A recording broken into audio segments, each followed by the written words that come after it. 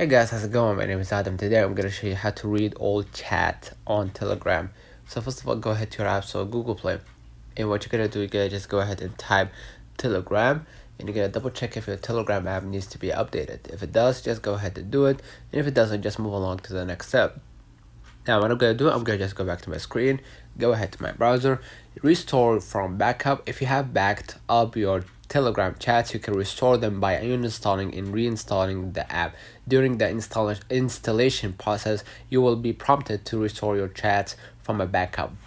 So basically, go back to your screen and just go ahead to your Telegram and make sure that your Telegram is backed up automatically. And by clicking the settings gear at the below right corner, you're gonna see right here, privacy and security. You're gonna see your basically your private information. You're gonna see right here data and storage, and you're gonna be able to see right here the storage usage. And basically you're gonna see from the group chats, videos and photos, and the percentage of it, and that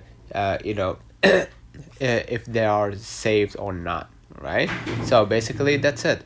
Let me know in the comments if this video helped you. Don't forget to like and subscribe. Don't forget to follow us on social media, and we will definitely see you in the next one.